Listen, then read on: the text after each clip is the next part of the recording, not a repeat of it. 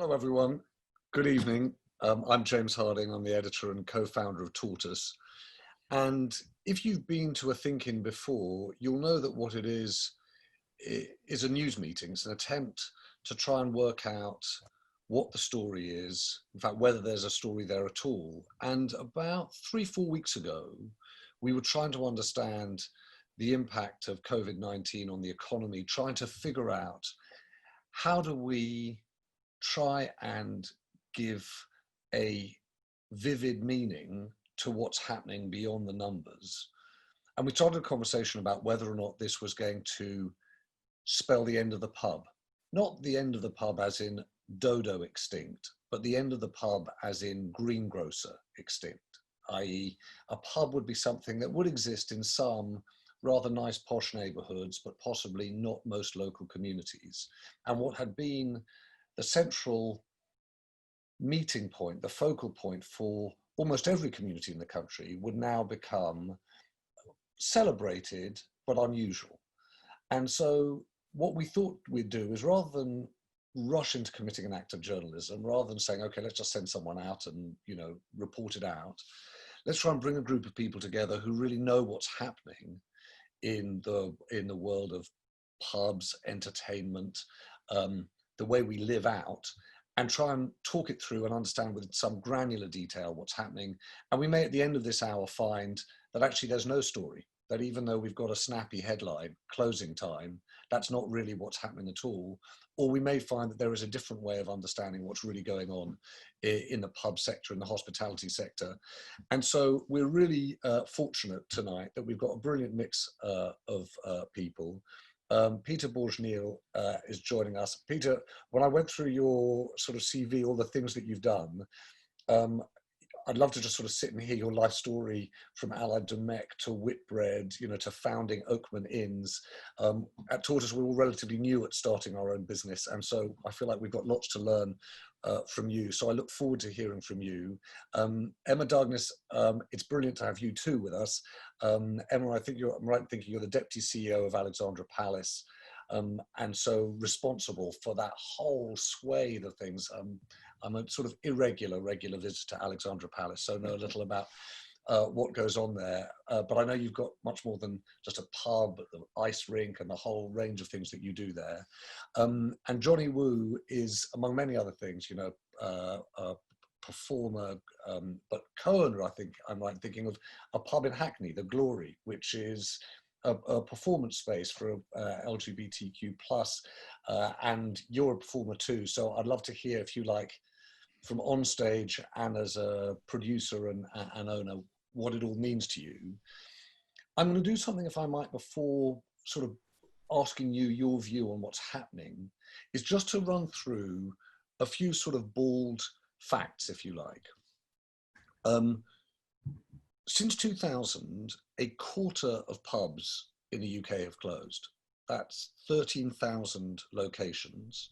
And that means that 4 out of 5 of us have seen a pub close down within 5 miles of our home. I just cribbed these because I thought they were all interesting. I think a lot of people attributed this, of course, to the smoking ban, which came in 2007. But actually, there are some really deeper public trends way before the coronavirus struck that seem really pertinent here. So one of them is just the reduction in the consumption of alcohol. So it was quite interesting that an ONS study recently found that adults say, at least, they're drinking less than at any time since 2005, when such surveys began. And it's really interesting that one of the lowest drinking age groups are young people between 16 and 24. And it just seems to me there's one other trend, of course, which is drinking at home. I was struck by this fact that 2014 marked the year when more alcohol was purchased in supermarkets than in pubs. And in 1980, to give you a sense of it, 87% of the beer, lager, bitter, etc., that was bought in this country, 87% was bought in pubs. So what we would like to do tonight is hear from Emma, hear from Peter, hear from Jonny, but most importantly also hear from you. And it can be as simple as "Oh, I haven't been to the pub in ages and I miss it," or it can be, "I really think there's a structural problem and we need to change VAT or duty on booze." Whichever way you'd like to weigh in, please do. I hope you know how to do it by now, but just in case, do weigh in on the chat. My colleague Tess Murray is here. She will be keeping your chat on the straight and narrow. Thank you, Tess. And of course, you know that you can just stick your hand up. There's a participants tab. I'm clicking on it now. If you raise your hand, I can see it. And just to test your listening and to test you still got your sort of Zoom wits about you, I'm just going to ask, just out of interest, who here thinks that in the next 10 years we will see an equivalent decline in pubs, i.e. that you'll continue to see, not just, you know, assuming you've seen 13,000 in the last 20 years, you'll see another 8,000, i.e. the pubs will become just about, you know, half of what they were in 2020. Who here thinks that's the case? Hands up, hands up. Ooh. Okay, well, quite an optimistic crowd for pubs. It seems a small minority. I'm going to come to some of you, if I might, in a moment. I can see my colleague Jack Kessler used to work at the Treasury, and given that, you know, booze brings in about £11 billion a year for the Treasury, they'll have a view on what's going to happen with pubs. But Emma, why don't we start with you? Because of course you're not, you know, strictly a pub owner. You run a whole range of things at Alexandra Palace. But I just wondered what you think when you think about the way in which people meet, you know, socialize, drink. What do you think is going to happen to pubs? Well, I think that, you know, over the years, pubs have been incredible, especially independent pubs have been incredible in the way that they've innovated as they've seen times are changing. I mean, I'm actually in Somerset at the moment, and our local pub went through a very torrid time, and then was taken over by a couple who have now done remarkable things with it, everything from film nights to fish and chips and pizza vans parked outside, and it's once again become the heart of the community. And I think that, you know, there are people out there who are very good at being able to pivot and think in a different way. But I do think there is potentially a different approach when you're in a city, and the competition is fierce. Rent is incredibly high. I think, you know, especially during this time, we've seen how that has really struck some of these pubs and restaurants and other food outlets hard, and they're not going to be able to survive it. I mean, I think with Alexandra Palace, what we see is such a broad, we're across so many areas. You know, we have an ice rink, we have 197 acres of parkland, we have a pub with 200, 300 events a year, from 30 people meetings to 10,000 people for live music. And we are still seeing, you know, a really strong interest in coming to anything that we're able to put on, whether that's drive-in cinema or, you know, coming to the terrace at a social distance and paying £5 a ticket to do that. So the appetite is there, but you have to be able to innovate. And I think, you know, that sort of that traditional pub that doesn't really have anything else but being a pub might not be very successful with moving into the future, because people are looking for different things all the time. They want different experiences. And Emma, I'm going to ask Peter this in a moment too, but the thing that I don't understand about, and the reason why we asked the question, and I know I sort of introduced it all in quite a bouncy way, but actually the truth is I'm really concerned about what's happening in the UK economy. Not one of those people who says, oh, you can't take the health crisis seriously. Obviously you take the health crisis seriously. But it seems really unclear to me how you restart businesses on a 30%, maybe if you're really lucky, 50% capacity, and somehow think that businesses that operate at 5 to 10% margins, if they're doing well, are going to be economically viable. Aren't they just on a slow or not so slow path to failure?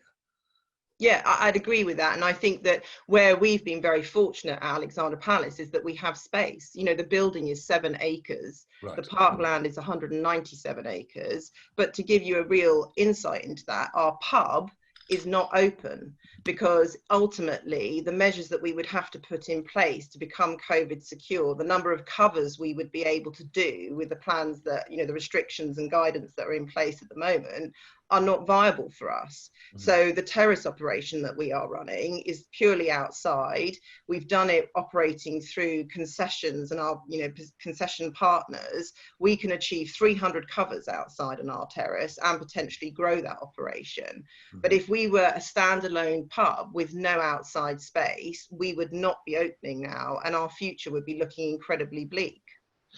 Peter, will you tell us, will you start just by telling us a little bit about the pubs that you've operated and what you think's happening now, which ones are opening, which ones are not, what is economically viable? For the point of view of my business, Oakman Inns, we're in quite a good place. We're fortunate, you know, in terms of the current environment. Now, our pubs are large. They were already food driven. We're already geared up for table service. We have large outside spaces. They're located in the home counties, so people who are not in the city are at home. And we're actually, since reopening, experiencing very strong sales. And in fact, over the last 4 or 5 days, with the assistance of the VAT cut, we're in like-for-like growth, which is Really? not what I expected at all.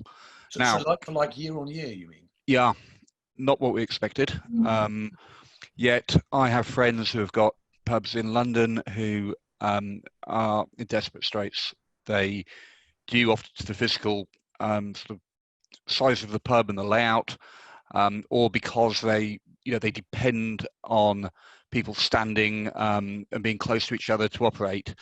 They're having a terrible time. And it's hard to work out what the prognosis is for them. And I guess we'll probably come back later on to what will be temporary and what will be permanent. But Peter, just forgive us, because most of us, you know, pubs are like one of those terrible businesses that, you know, because we go there a lot, we think we understand how they work, and of course we don't at all. Just can you tell us a little bit, when you say that you're beginning to see like-for-like sales growth, what's the driver of sales at Oakman Inns? Is it the food business or is it the drinks business? Where do you make your money? Well, again, we would consider ourselves normally a marginally food-driven business. So our sales are 50% food, 42% drink, and 8% rooms. We've got rooms in a few of the pubs. But much to our surprise, what we're seeing is strong wet sales. And people sat down seem to be liking the thing. They're spending more. They seem to enjoy it. A lot of older people seem to me to be coming out to the pub more because they don't have to fight their way through the crowd. Right. Groups of women seem more comfortable meeting and sitting around a table and being served. They're using the app to order.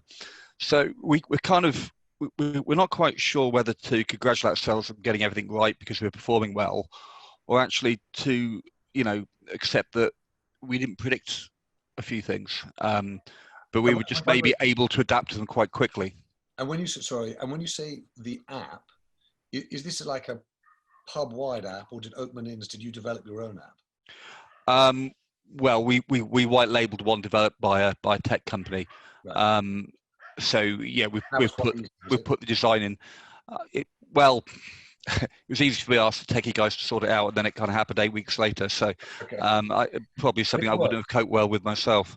Right. But yeah, there's a few. It's a bit clunky at the moment. It works better for drink, and when someone comes in and orders 2 starters instead of the starter and a main, it kind of starts getting upset. And if someone doesn't want anchovies and a Caesar salad, that's a bit of an issue. So we're kind of developing the technology as we go. We did make a very good decision a while back to spend a lot of money on having really good, super fast internet connection and to make sure it's properly connected all the way through to the outside areas.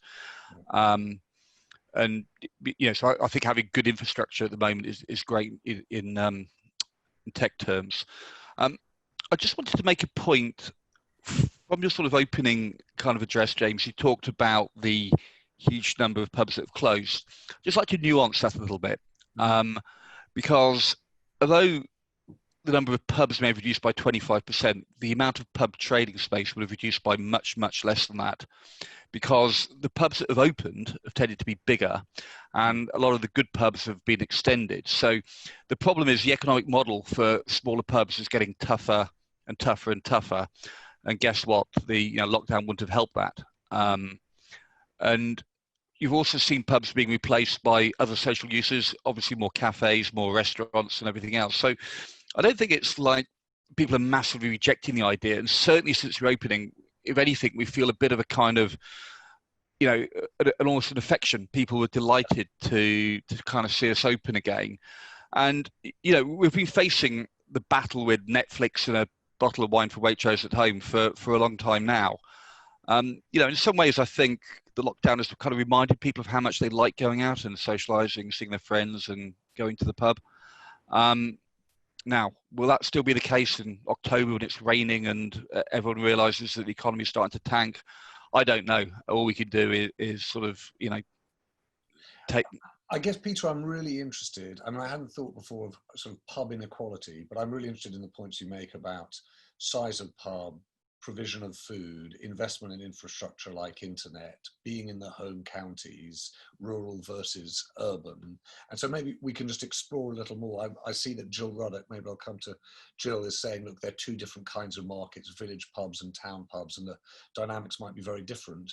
Just in that spirit, it'd be helpful, Jonny, to hear from you, because the glory is in Hackney, as I said, and you've got just the one pub, right? And it's a performance space. Yeah, so we have one pub, it has a capacity of approximately 230 over 2 floors on a busy night. We're down to a capacity of about 80 maybe, 80 over 2 floors, people have a sit down. And I think since we opened, I think we're reduced to about a third of our turnover at the moment.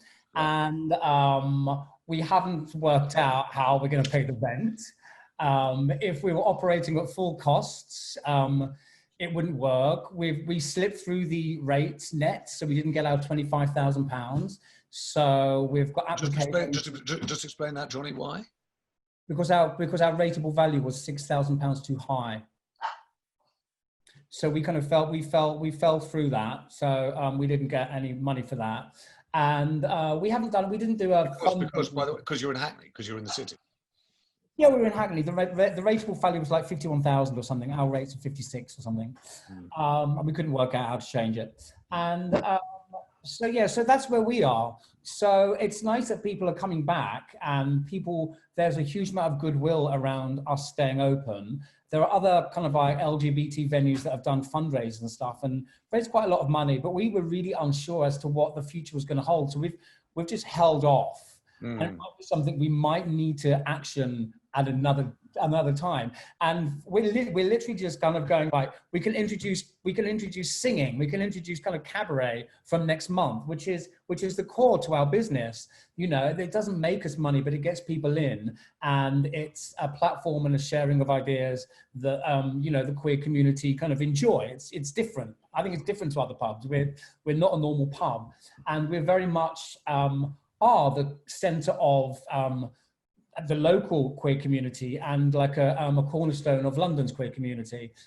So we're literally living in the moment. Yes, we are at risk. Well, what do you do, Jonny? Just explain to me. So you've got 80 out of 230, right? So operating on a third. Yeah. Have you brought in? But presumably you can't just sort of furlough everyone and operate the pub. Presumably your running costs once you're open are pretty close to your normal running costs, or have you managed to? As I said, we haven't negotiated what our rent situation is yet. Right. So we're still, those discussions are still to be had. We're still waiting for grants to come in. We're still waiting for applications to come through because, we have arrears building, let us say. So, and what do you do if you, because the other thing I don't understand is, let's say you do reopen for cabaret, brilliant, you're still limited to the number of people who can come in, right?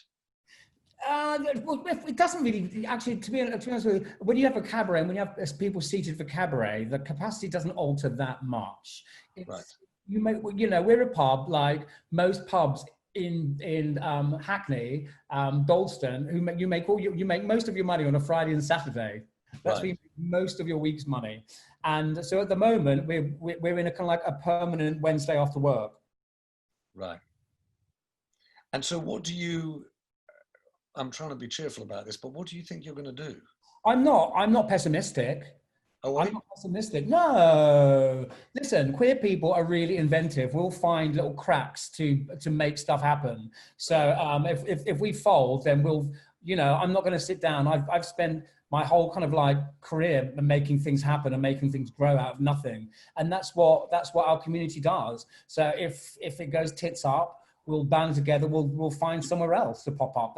I get angry. I don't get angry about COVID. I get angry that it's not a level playing field because, you know, we have masks, we have gloves, we have distancing. You go to another pub, there's no mask, there's no gloves, there's no distancing. Right. And it's like, you know, it's like, but we have to respect our staff and our customers, you know, and there are lots of other places that don't. And, you know, Boris Johnson is a twat, basically, and has torn up the planning regulations with his build. Yes. And that is one of the biggest threats to the city pub. Just explain why, Jonny. Because he said you can build anywhere. You can build flats anywhere.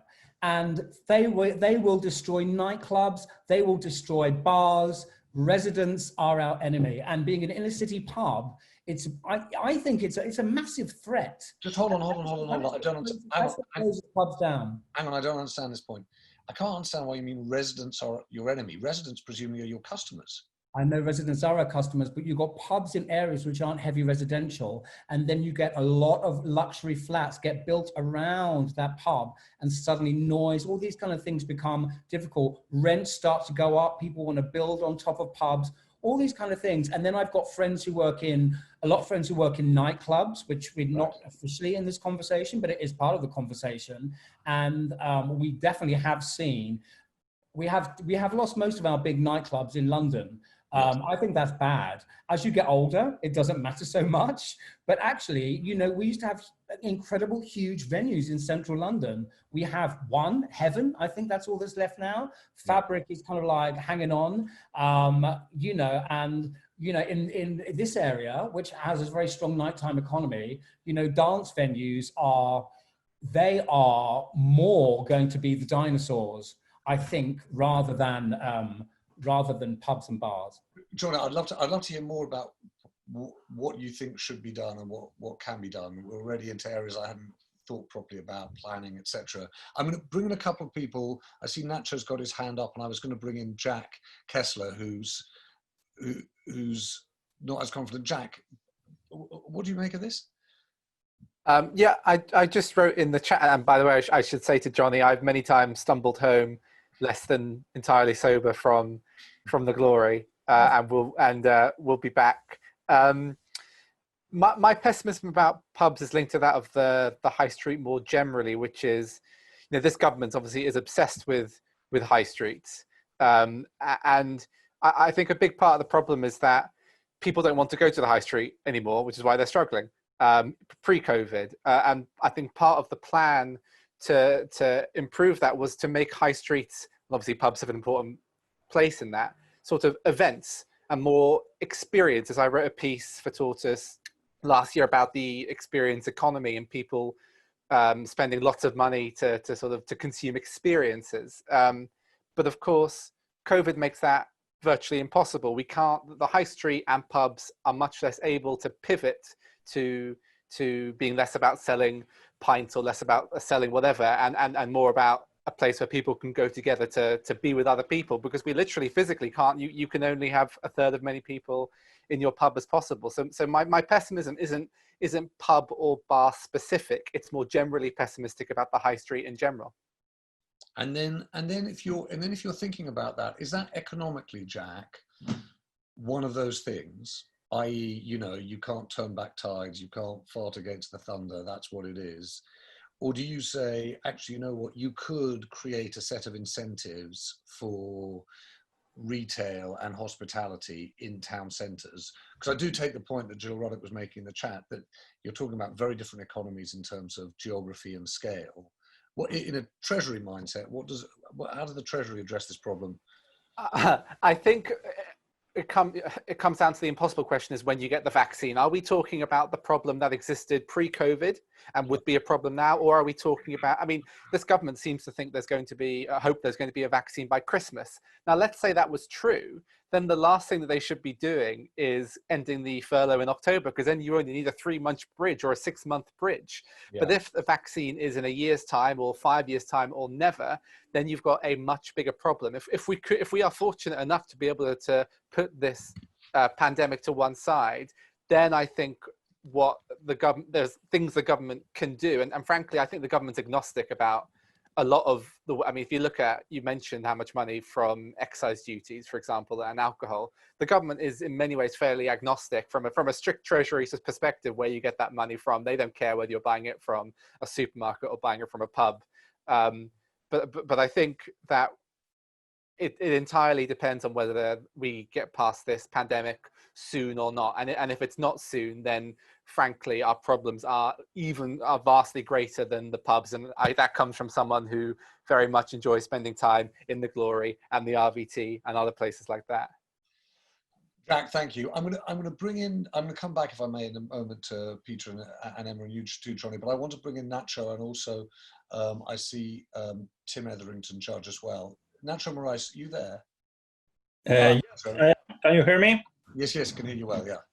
Yes, I wanted to raise another topic that I don't think we have touched upon for the pubs. That is that many of them rely on what is called unskilled workers.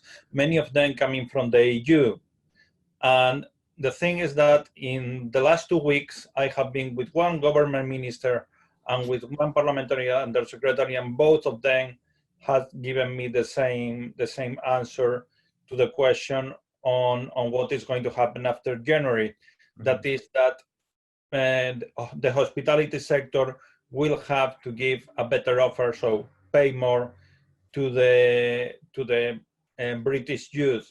So the thing is that they are not going to flexibilize the regime as they may for the NHS or other sectors. So the thing is that will probably push margins, especially for those who are working in the lower margin sectors. So that is my first thing. And then on whether the government may try to do some populist, or what you ever want to call it, tax measures, because I think that, okay, if you are not collecting business rates or VAT or reduced VAT from the past, that is money that doesn't go to NHS or other public services. Yes. The thing is that why does a pub merit it more than, for instance, a bookstore? Right. No. I think there are reasons that people would say in the UK around community, around employment. The point that Jonny's making, is that there's things that are sort of cultural and communal around a pub that are beyond just, I suppose, some other businesses. But I'm really interested, if I might, Nacho, just to pick up on. I said I'd come to Tim Etherington Judge. I'll do that in 1 minute, Tim. But I just wanted to go back to Peter, if I might, about this point around EU and hospitality workers. One of the questions that, this is not really pub specific, but one of the questions we've had, and we haven't really had a chance to get very close to, is around immigration and what we think is going to happen as a result of COVID-19. How many people, if you like, went back to their countries of birth, their home countries, and then choose to stay there rather than come back to the UK where they previously lived and worked. Are you seeing any of that, Peter? Are you seeing any changes on that front? The vast majority of our people are still with us. We've lost a handful. My understanding is that in London, where a lot of places haven't reopened, that as time goes by, I think they consider it more likely that people may remain in their home countries because they've been able to go home and do some work and collect furlough money. The whole thing's a tremendous pity.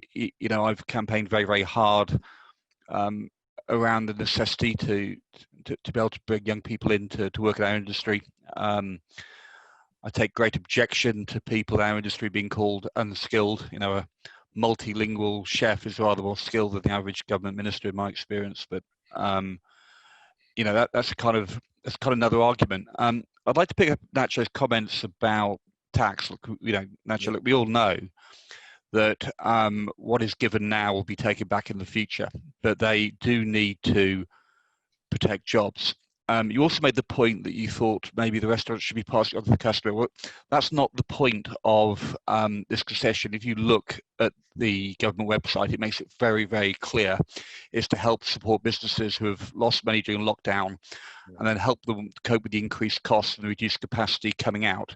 So it's intended to save jobs. I mean, I think there needs to be a long-term reduction in food VAT and tourism VAT generally. I mean, it's absolutely absurd that you can buy a processed meal that has been made in a factory and packaged up and moved around the country and damaged the environment and taken to a distribution hub and then to a store, then collected, taken home, microwaved at home. Apparently no value added. But until recently, if you came into Johnny's pub and asked for an apple, and now Johnny gave you an apple on a plate, that's 20% VAT. So it's all a bit bonkers. So, you know, hopefully they'll do something long term on that. But you know, to keep businesses alive, people can't just cut their prices down. You know, they need to retain some of that margin. And Peter, just on that, on the VAT question, there's been a long debate, hasn't there, about charges just on drink in pubs versus supermarkets and the margins on that. When you think about the VAT cut that's been put in place, do you think there's a possibility that's more than a temporary measure? I think on, you know, food and accommodation, I think politically they're never going to make the rate of VAT on alcohol below that of other goods. Like, you just can't. You know, I'd like them to. Yeah, of course. And colleagues in the industry sort of get upset with me for saying it won't happen. But you know, there's lots of things we'd all like. You know, world peace and, you know, everything to be cool and nice and lovely. But it won't happen. So I think the best we can hope for is some differentiated VAT on other aspects of the hospitality industry. And I think this chancellor recognises that help is needed. Sorry, Peter, will you just explain that? What do you differentiate? Well, so food, you know, in my view, I think processed food and food eaten in the restaurant or taken away should be at the same level, and they should keep the zero VAT only for sort of vegetables, meat, fish, you know, and unprocessed food, to encourage people to actually cook and eat, you know, in a more natural fashion, or just bring the whole lot down to zero. But I can't see it happening with VAT. He may well introduce a headline rate of VAT to stimulate the economy, but it would be across the board. He won't do it just for alcohol. That doesn't help maybe business like Johnny as much, but equally you can be creative with bundling and packaging, and you can make your, you know, food more expensive, the booze a bit cheaper, and, you know, because the VAT is smaller one. And so, you know, if you want to call me after the show, Johnny, I'll talk you through a few ideas. Is it okay to call it a show? So that's good. A good show is as good as we can hope for. Not as good as we get to the glory, I should say, but as good as we can hope for. Just Peter, I see. So of course, so when you get those bundled meals where you get a certain, you know, a drink and a meal together, that gives some flexibility on that kind of thing. Okay, I begin to understand that. I'm gonna come, Emma, back to you in a moment, but I keep saying I'll hear from Tim Etherington Judge. So Tim, are you there? I am. I'm unmuted. Far away. What's your question? Sorry. Well, sorry, I was really interested. I was really interested. I mean, you've made a number of points since, but I was really interested in your sort of thinking about the difference between, because obviously we're not talking about a problem, you know, as Peter says, that's pan pubs. We're talking about a problem in certain pubs. Yeah. We talked about size, independent ownership, geography. And I just wondered what you think and where you think we're going to end up.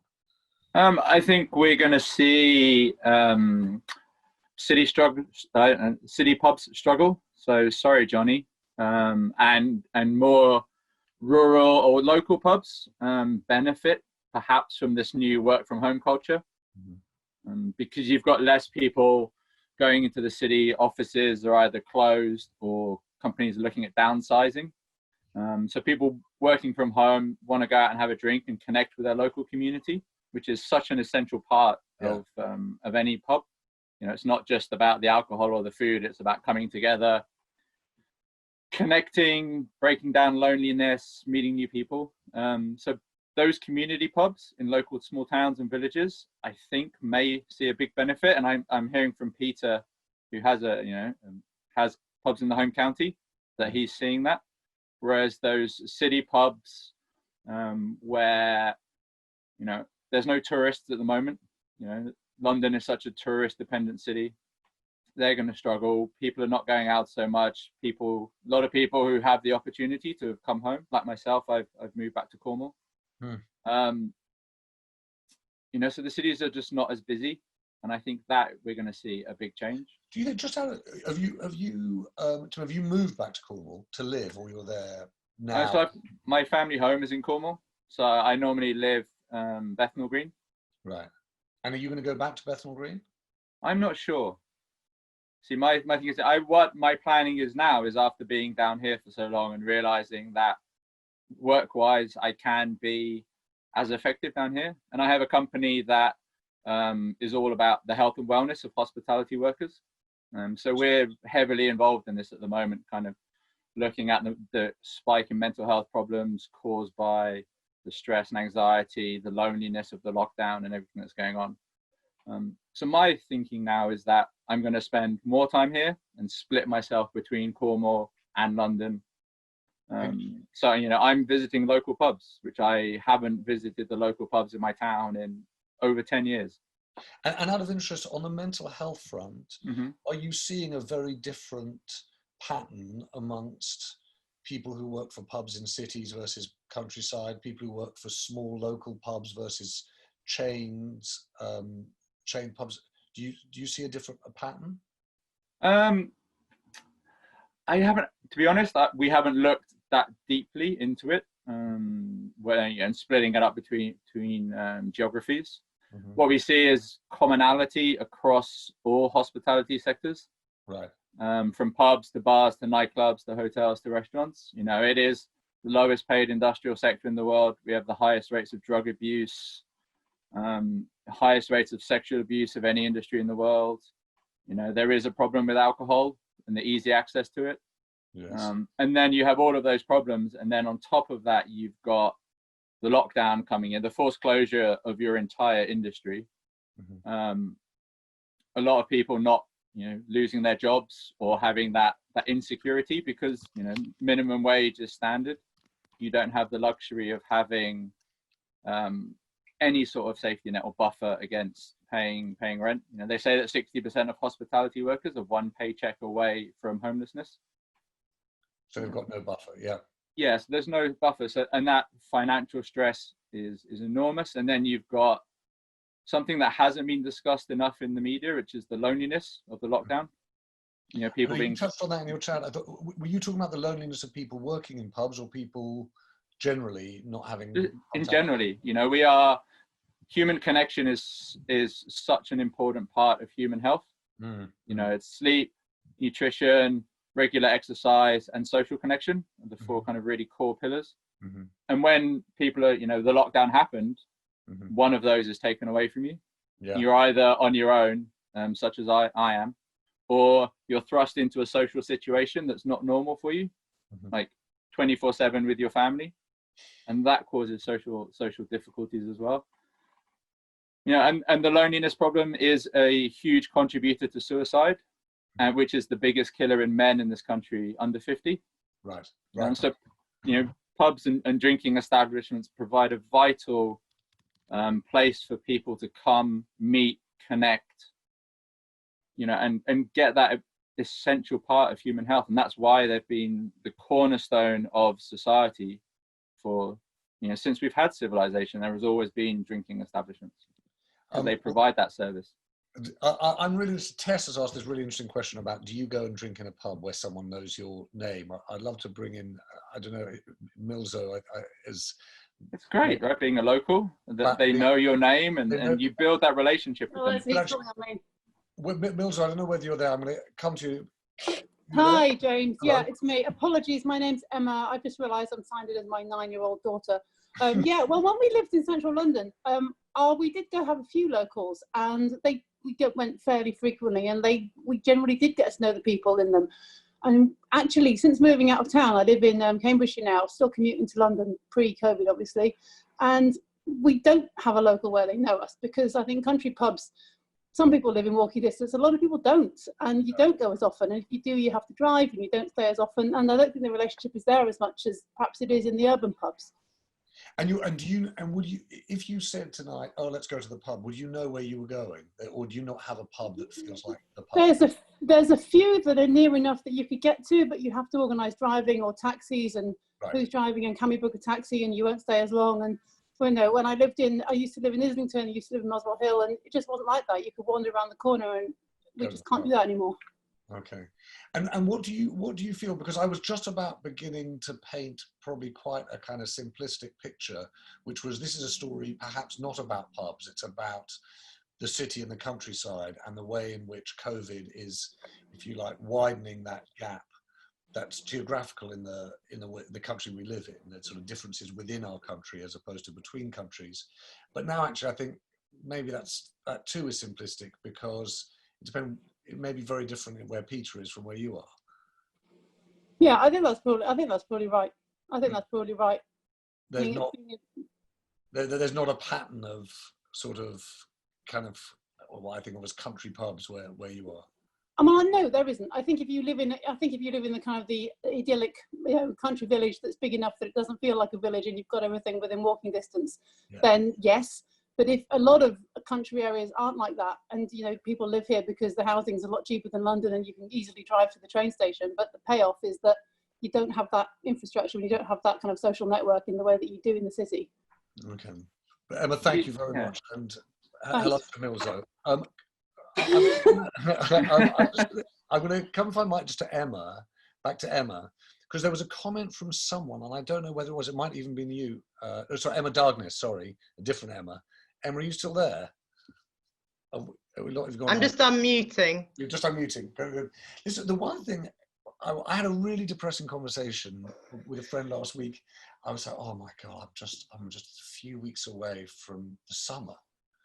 And they said, isn't the summer almost over? So give me a break, I haven't even got on holiday yet. But the point is that we're thinking about how we cope, particularly in the hospitality sector, while we can sit outside, while we can do this. And within a matter of whichever way you count it, 6 to 8 weeks, we're going to be in a season where that's increasingly difficult. And I just wondered, just specifically when you think about Alexandra Palace, I know the Prime Minister is trying to talk up the prospect of a return to normality by Christmas, but we just don't know. What are you putting in place for plans when things get significantly colder? Well, I think for us as a venue, our biggest problem is that, we went from a 17 million turnover business to a 3 million turnover business pretty much overnight, and our entire book just disappeared because people, our customers and clients aren't going to take the risk. There's significant investment goes into running large events, and they simply weren't going to take the risk when there was no clarity. So at the moment, for us, the sort of critical months, sort of September, October, November, December, obviously when we move, we have to move indoors because of the weather. We are now looking at how we can run things ourselves, which is quite unusual for our business model, because obviously we are a receiving house for want of a better description. But I think it also gives us massive opportunity. I think it is incredibly tough on everyone at the moment, but from the very beginning of this, I said to the team, we are 140 years old. We have never closed our doors. Through all the adversity that Ali Pali has been through, we will find a way, however we have to do it, to keep the wheels turning, because we're not a modern building. We're like an old car, not necessarily a classic car, but an old car where you have to keep it ticking over. We can't just lock up and leave it on its own. So we had to find ways, and we had to plan. And the idea has always been that we plan our activities, we plan our events, and when the government gives any kind of indication that we can operate, we press go. So the terrace, for example, was a 2.5, nearly 3 month in the planning, and on the day that the government said, we think that this is going to be possible, we went on sale. And we are doing exactly the same thing for what will happen indoors at Ali Pali during October, November, December. Interestingly, we're seeing similar trends that Peter talked about, that wet sales are much higher than we were expecting. We were very nervous about putting a £5 charge on the tickets for the terrace, which we had to do because we had to cover the extra cost of security, extra cost of cleaning, being COVID secure.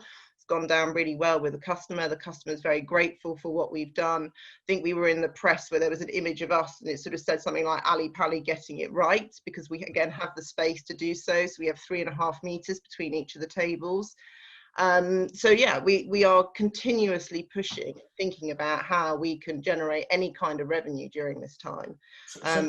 But Emma, can I sorry, forgive me for interrupting, but one of the things that we're doing at Tortoise is we've been talking a lot to, we host these think-ins for the CBI. So we've been having lots of conversations with different businesses. And that meant following quite closely what was happening around the job retention scheme and the furlough scheme. And the odd thing, it seems to me, about the treatment of the Chancellor, Rishi Sunak's summer statement, whatever it was the week before last, was that the whole focus was on, eat out to help out, VAT cuts for the hospitality sector.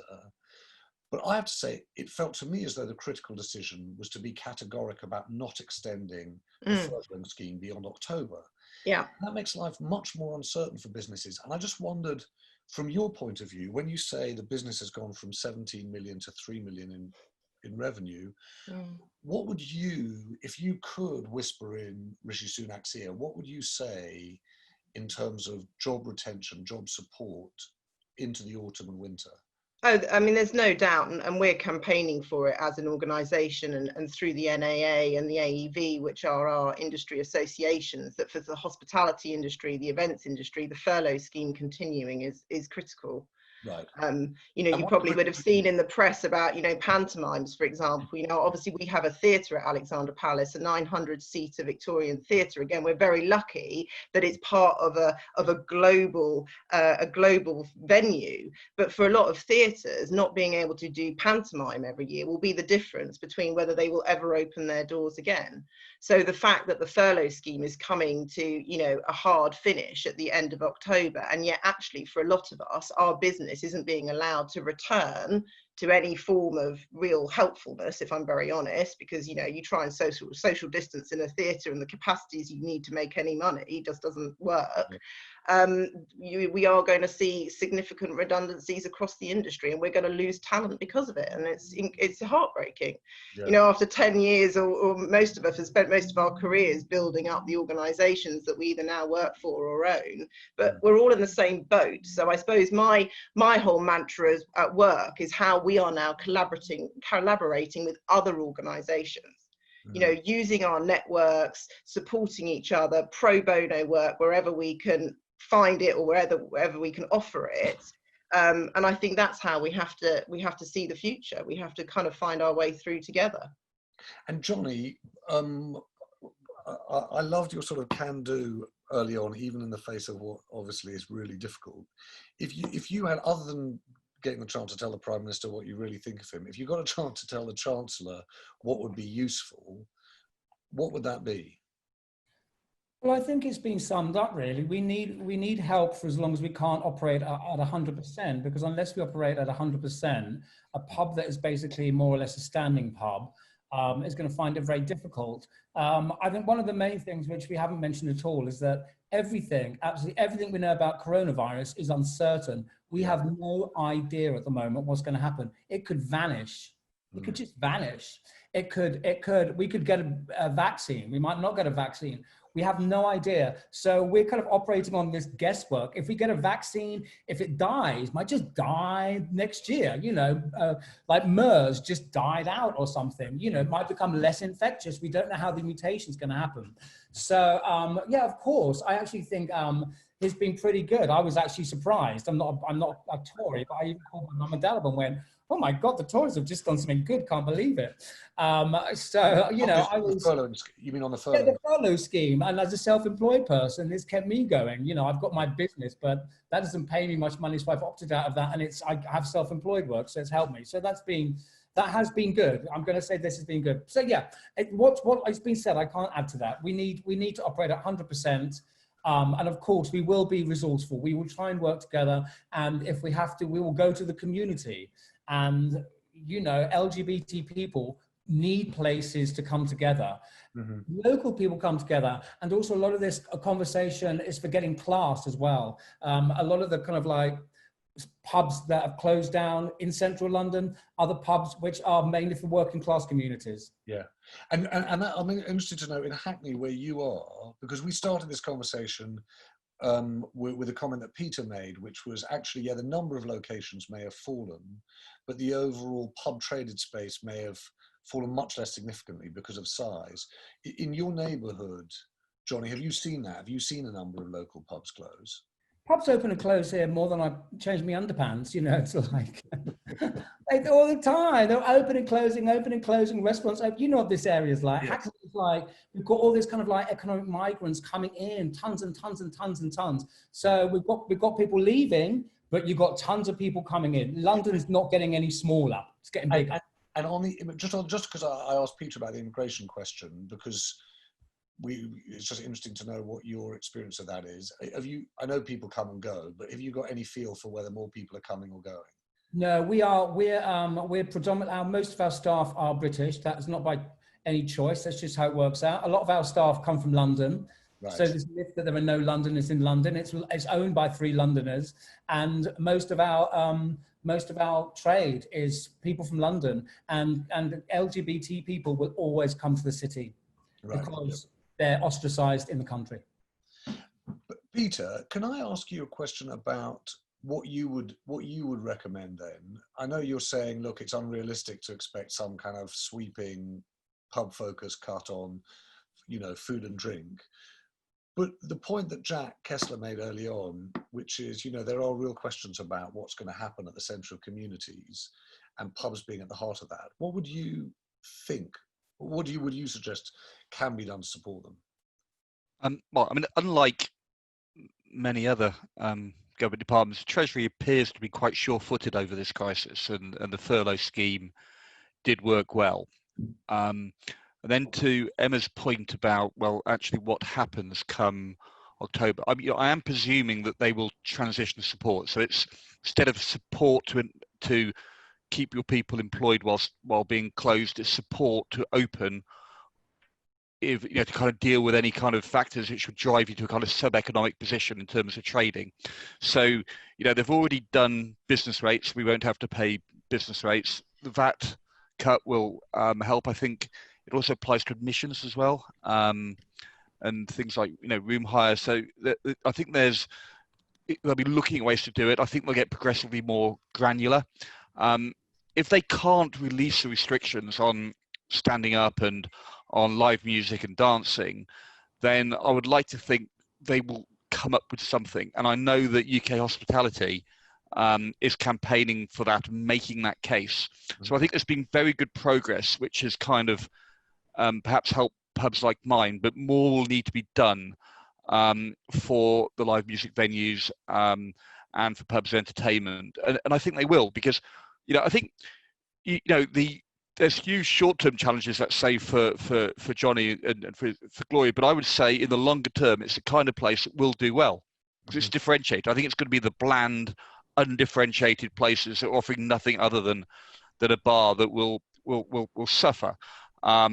So it would always make sense to help people get through short-term challenges that are, you know, no fault of their own. But after that, they're going to have to rely on their creativity and their understanding of their consumer if they want to be around permanently. But I think they will do more.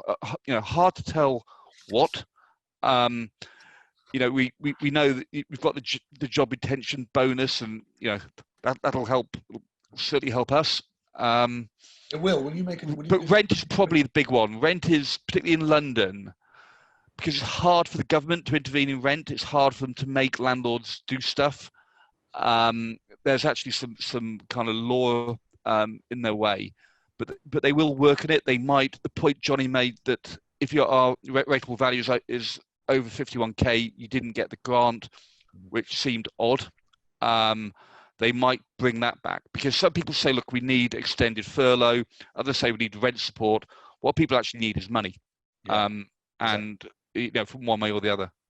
So, and Peter, one thing, am I being sort of naive and possibly even sort of a bit bleeding heart about this? Is there actually going to be a major consolidation in pub ownership? Are people going to say interest rates are low for a long time, we can borrow some money, buy some pubs, expand the chains? Sadly, you're not being naive, you're right. What tends to happen in recessions is larger companies swallow up smaller businesses that have got weaker balance sheets. You know, I won't even bother to comment whether I think it's a good thing or not. I don't think it is. I think there's a, you know, but then again, what tends to happen is the creative people find a way back into property. I would say for the future, let's say of, you know, perhaps like Jonny's startups, kind of, you know, innovative pubs. What we'd really need, I would have thought, is a change to the laws around rent and leases. It's upward only rents. You know, people get their rent driven up in good times, and there's no adjustment later on. And you know, I really think the government should look at moving primary legislation to do that. But equally, you can't drive the property owners out, because someone's got to buy them. You've then got the piece that Jonny mentioned that, look, you know, if it's not viable for the landlord to rent his space out to a restaurant or a bar or a nightclub, then he might turn it into housing, and then you'll have this sort of rather sanctified kind of town centres with lots of houses and nothing to do, and no one kind of wants that. So you need balance, and you need fine tuning. But definitely the law and leasehold needs to be looked at. Okay. Well, I'll touch on that in one fundamental. I'm just going to, before we end, I just wanted to bring in Greg Ford, just because Greg had made a point that picked up on yours, Jonny, which was about the kind of level playing fields. And Greg, are you there? I'm just interested to know whether you've seen. Hello there. Just hi there. What are you? I'm just interested to know. In some pubs, people are wearing masks and gloves, and others not. Is that the point? Yeah, I recognise Jonny's point about it not being a level playing field for the sort of precautions that are being taken in certain pubs. So I was definitely looking to go to venues where distancing was quite strictly enforced, PPE was worn, because I was quite worried about family members that are vulnerable. And yeah, I recognise what Jonny was saying, that you can go to some venues where you're not seeing those sort of precautions taken when I, as a customer, thought they should be. And then you go to others that are taking those precautions, and they may be getting feedback from customers saying, you know, in one venue I can get up and move around, and in other venues they're told to sit at a table and wait. And that sort of uneven playing field, you know, it clearly isn't fair. Yeah. Well, I completely take it as the point that Jonny made powerfully at the end.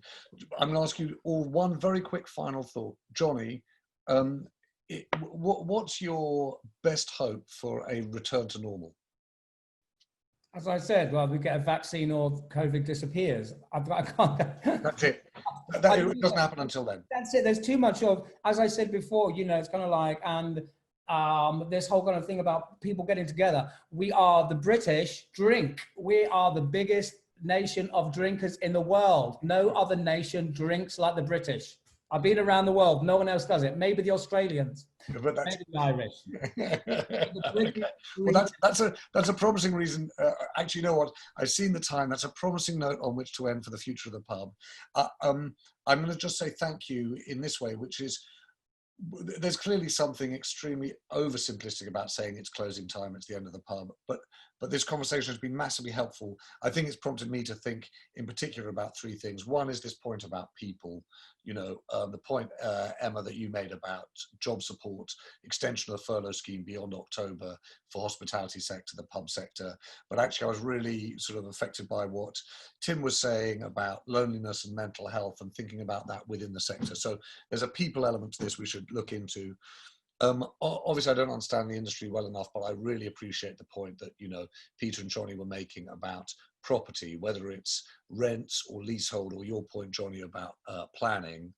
And then, you know, overwhelmingly, I think, you know, the point that, you know, people in a host of different ways made about place, where you are, right? And so I think there's a really interesting question for us about how we look broadly at the long-term trends that are happening between city and country. But listening to Emma, it was actually also striking within counties as well as within the country. So we'll look at all of that. I have to say, this is all building up. We're going to be doing a big look next week at unemployment and the shape of unemployment and possible responses. So this is hugely helpful to us in trying to inform what we think public support should be for a sector like this, so that as and when there is a vaccine, or as you say, Jonny, it disappears or something else happens, you know, we can come back and go for a drink. But for this evening, thank you everyone for joining us, but a huge thank you to you, Emma, Peter and Jonny. We really appreciate it, learned a lot. Have a very good evening.